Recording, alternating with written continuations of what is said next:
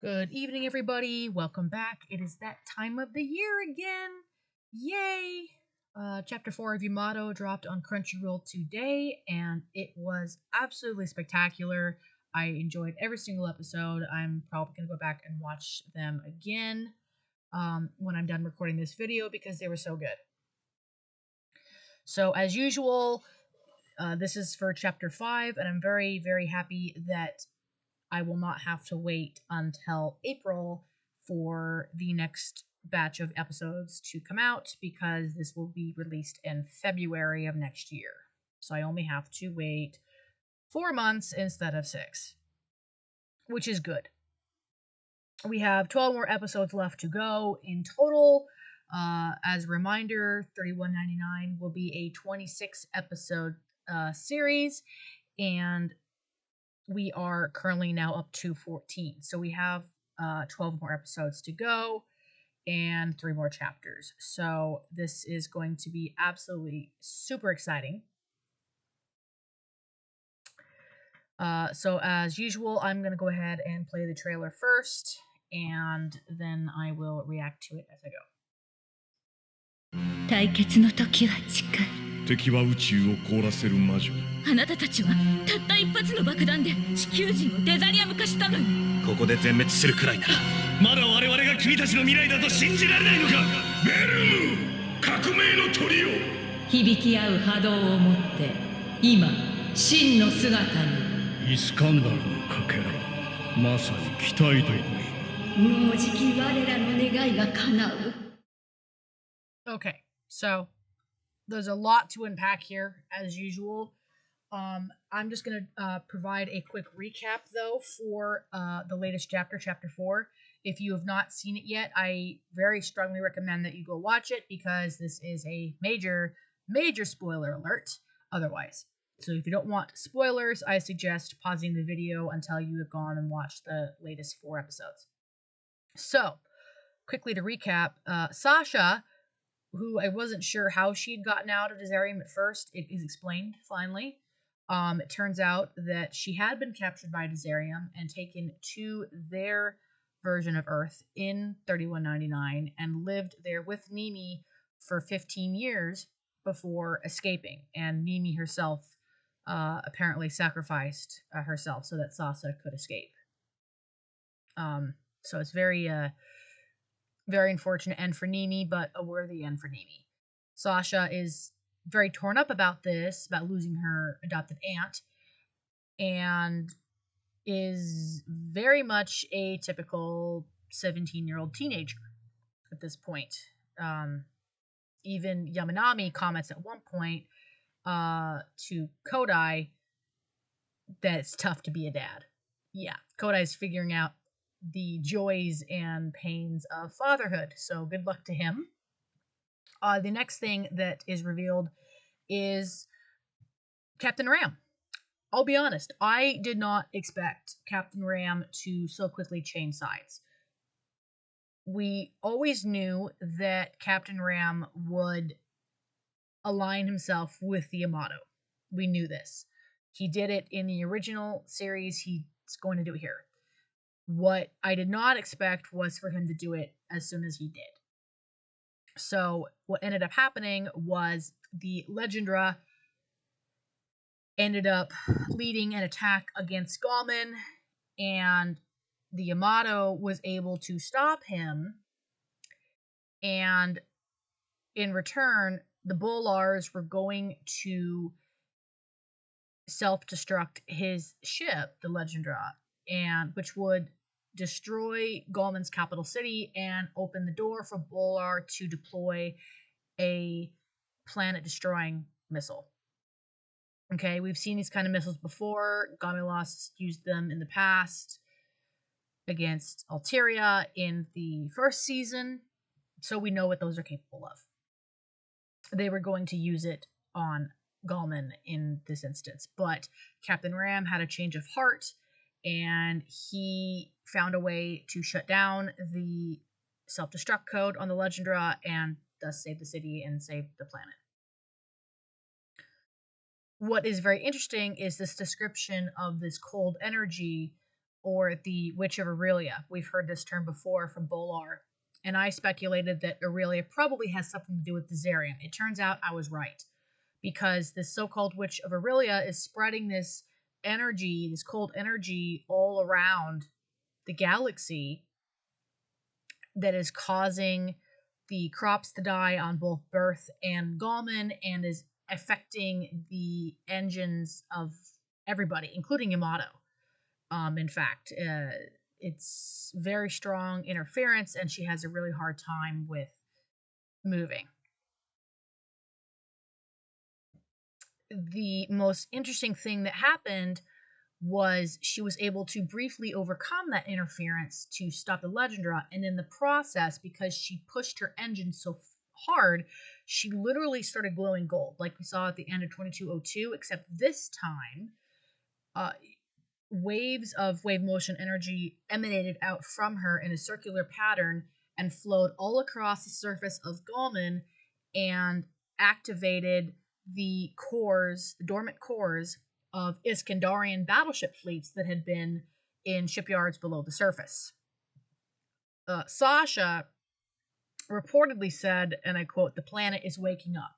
What she means by that, we can only guess at this point. But whatever it is, it's very obvious that wave motion energy, even as it's being affected by what has to be Desarium at this point, is probably going to be the answer to these problems.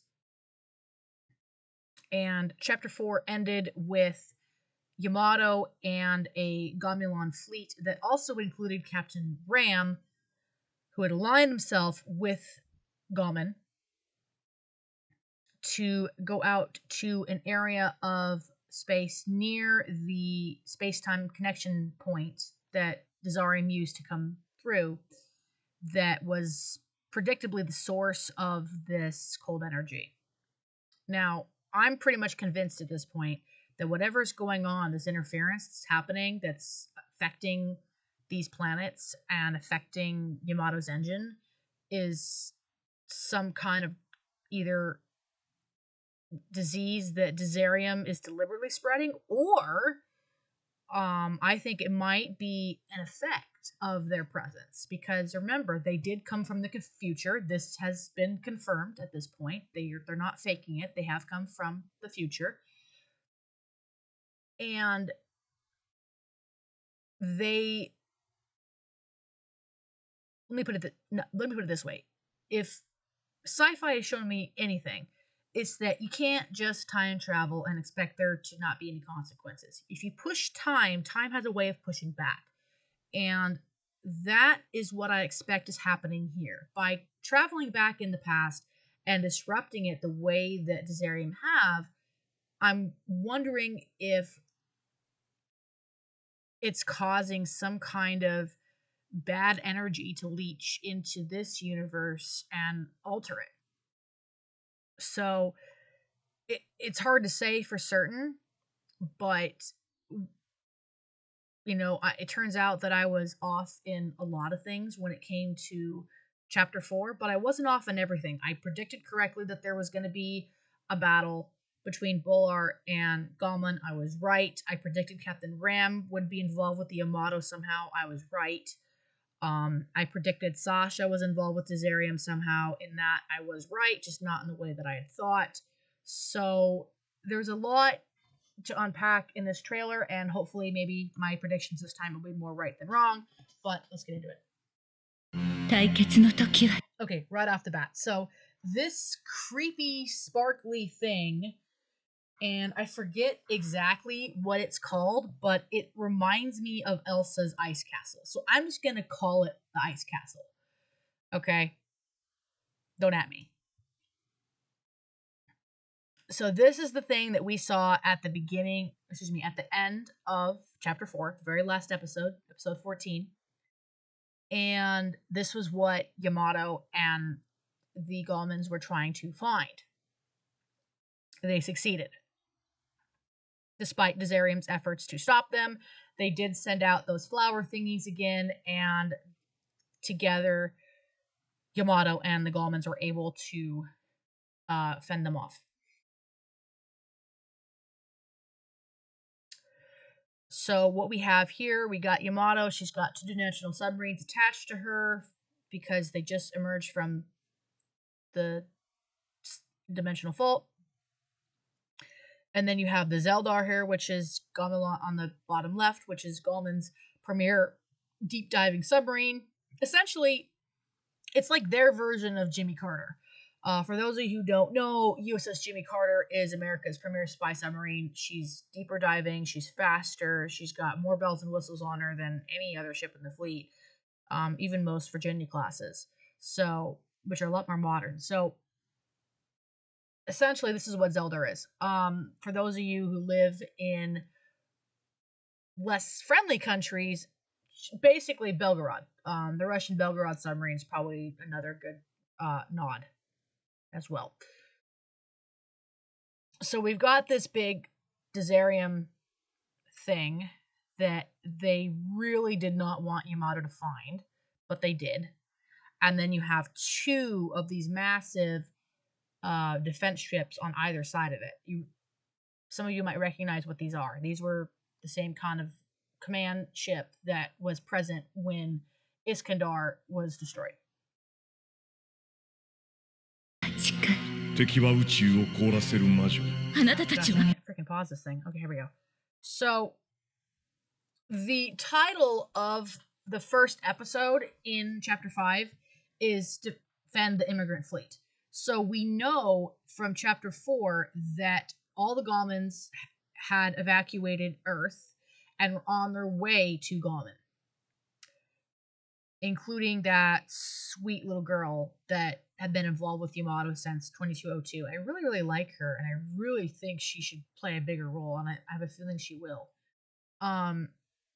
Because there's a reason that episode is titled the way it is, because I'm going to just say my first prediction now. I normally say these for the end of the video, but I'm just going to say it now. I think the immigrant fleet is caught up in this mess, whether they're pulled in by Desarium deliberately as some kind of bait or a means to get Yamato to hold her fire, or they stumble into it. Either way, they're involved. And that poor little Gamelon girl, I'm spacing on her name right now, Shristi, something like that, I forget. She'll have her butt saved twice now by Yamato. She already loves this battleship. She's going to be even more worshipful probably by the end of this. So, of course, there's going to be a battle. Big surprise there. Now, this is interesting, right? So, we saw something similar to this several times during the course of the last 2 chapters of Yamato, where Yamato's wave motion core goes to full power and it glows like this.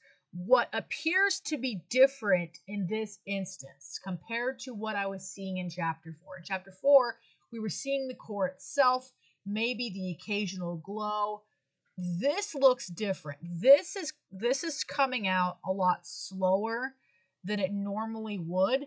It almost looks like the core might be reacting to something on its own, possibly, but it's hard to say. Or maybe I'm just being skeptical and paranoid, and they're just throwing this in here like this to screw me off.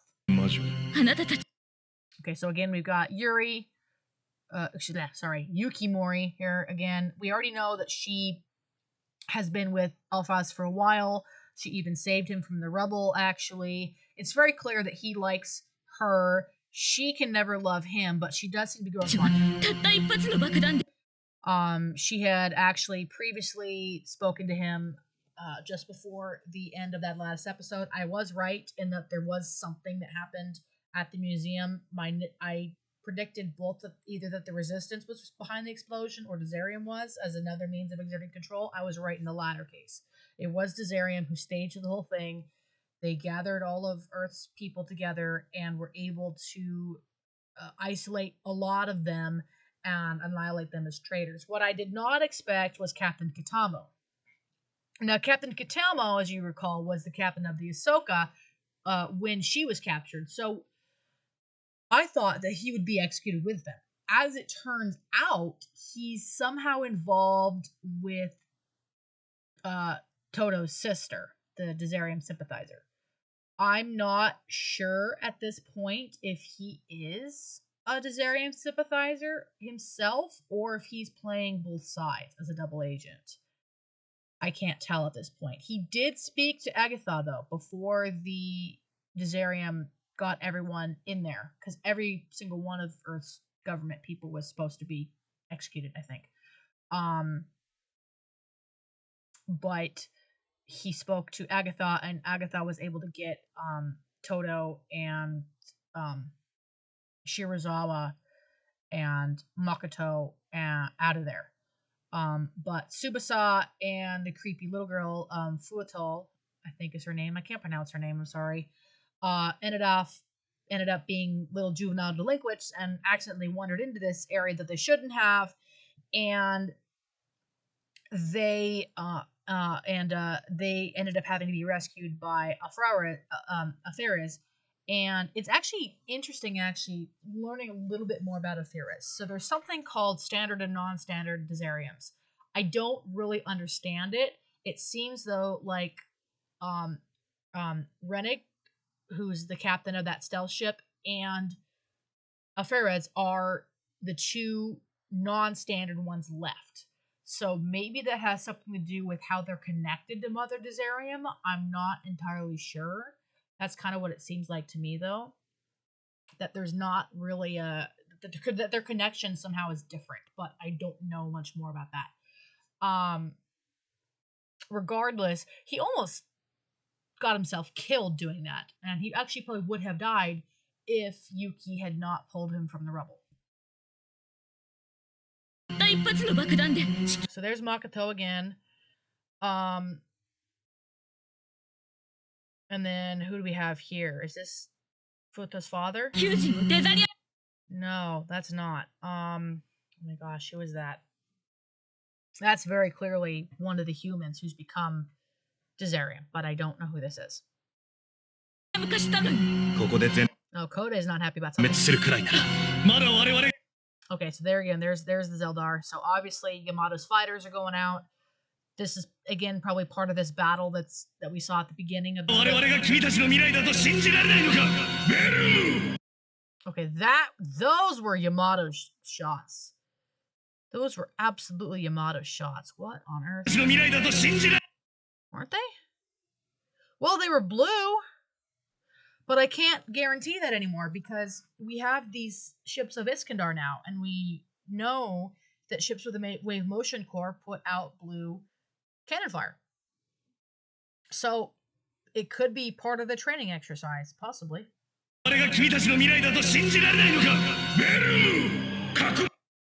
Hard to say for certain. I have no idea who this is, but I do recognize the guy behind her. This is the premiere of Bolar. We saw a picture of him in Captain Ram's cabin.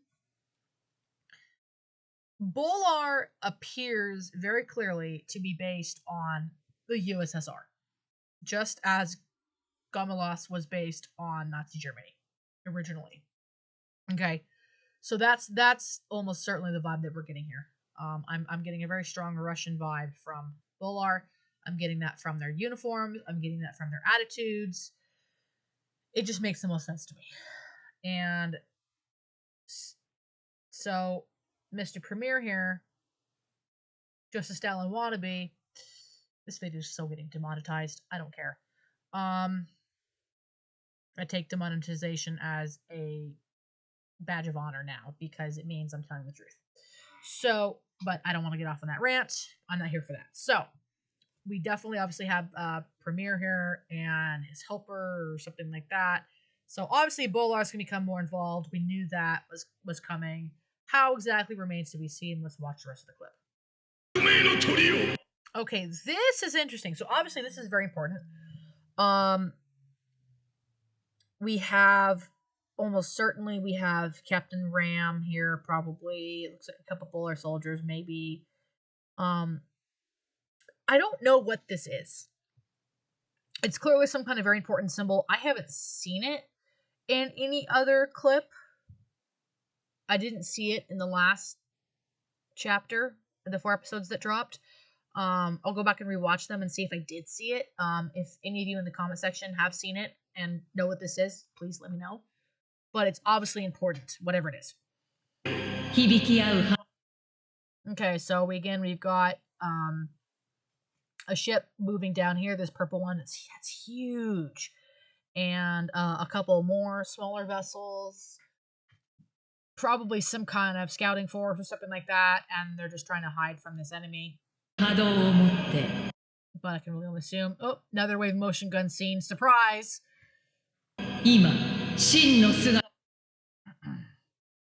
Okay, let me go back a little bit here. Just... Oh, there's Mr. General Guy again. God, he's creepy. Here is Alfred. This is Alfred's again, isn't it? Alfred's?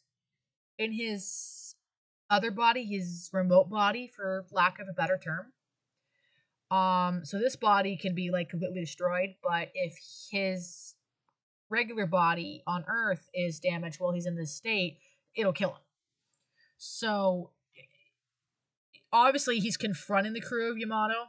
I'm gonna guess he's confronting Kodai directly, just based upon the background now from both of these screenshots. I'm gonna say that it's him versus Kodai again. Oh, there's Sasha again. She's almost certainly in the omnidirectional radar room. Oh my gosh, that's a tongue twister. There's fire going all over the place. I'm gonna say, just judging by the colors, we've got Gamelan fire and the Iskandar fleet, the Shelbert class ships. That was actually a very clever reuse of continuity here, because in the original, Shelbert was a planet that provided the Yamato with the ability to fix their sun. In this case, that's the name of a class of warship that Gallman designated to the ships of Iskandar, and they have gold fire. And it looks like it's going both ways. Hang on.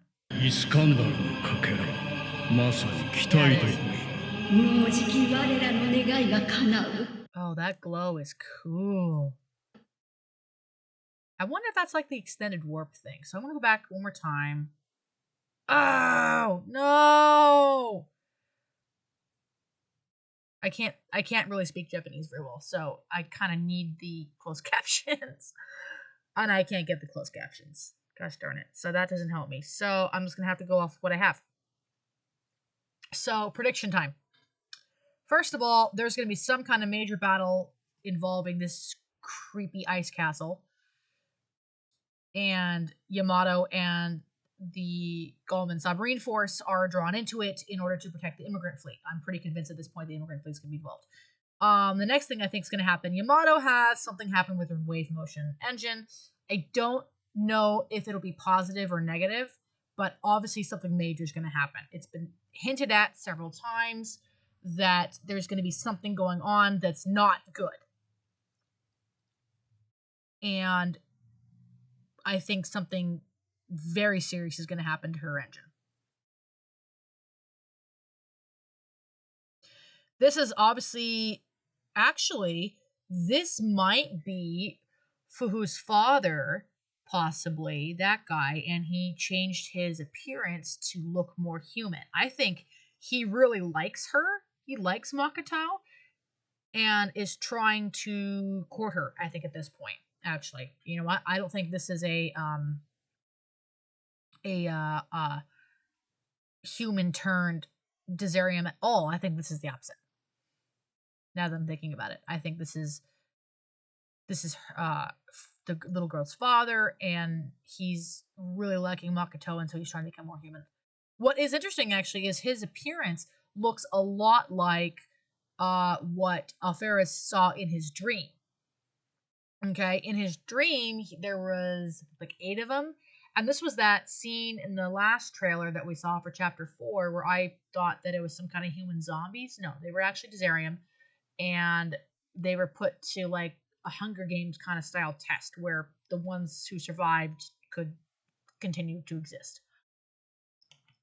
He looks a lot like those individuals. I don't know if Alferez was seeing the future or if he was seeing a memory, or it could have been both.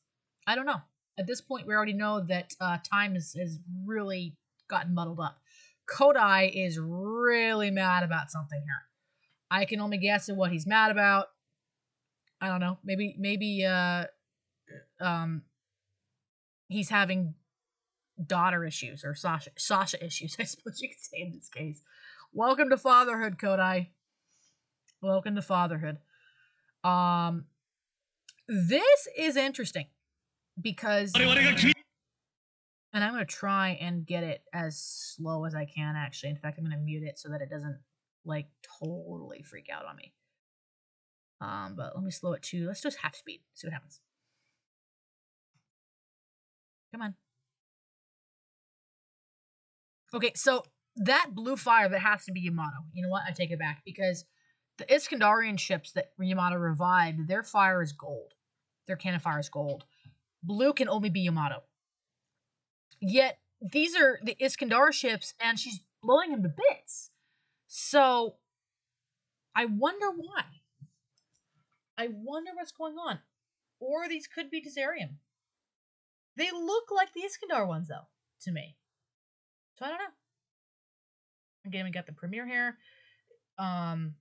This critter, this symbol, this is very intriguing. I wonder if that's maybe the crest of the Bolars, perhaps, maybe. And that the guy standing up at the top of the dome here is the Primar. But I can't be certain. I'm not sure what this is either.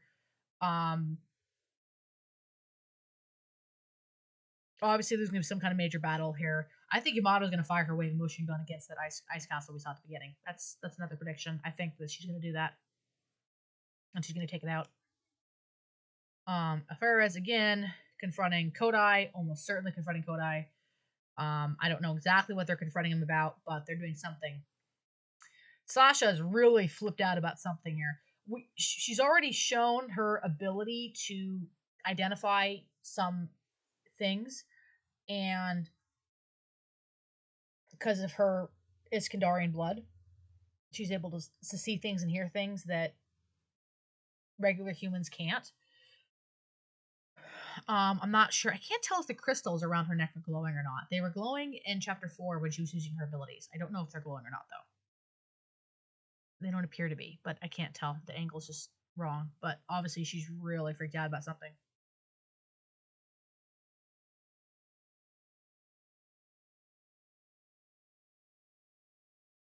This is the thing that intrigues me the most. That glow. Okay? When Yamato overused her wave motion engine, she was glowing gold. Okay? She emitted a gold glow. Is it possible that the color could change? Because when the wave motion core hits criticality, it lights up the engine room blue. Is it possible that then that blue glow could transmit throughout the ship? Yeah, it's possible. So it could be that in fact she's being wreathed in wave motion energy. It's totally possible. But what I think is happening here actually is, because you see it here again here too, I think what's going on is an extended warp.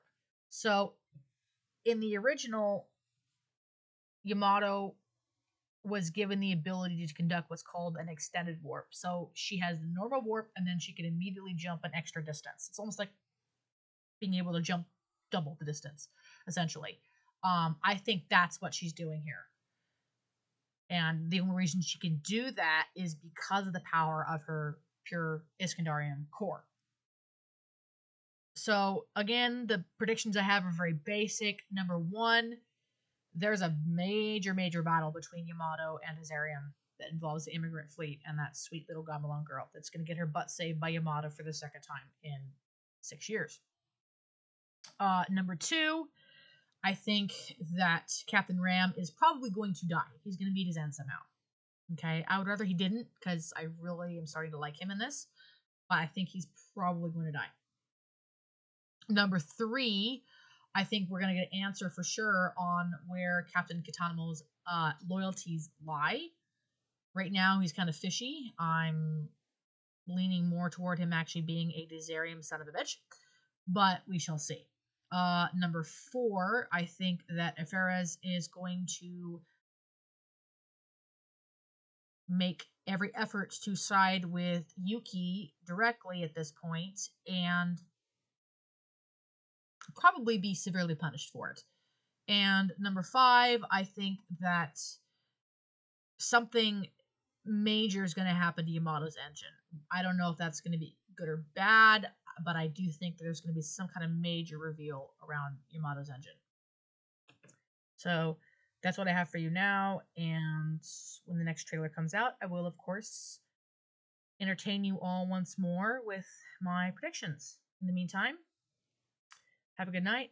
Go watch the new episodes because they are awesome, and Yamato is a badass. She always is, but you know what I mean. And yeah, till next time, my friends.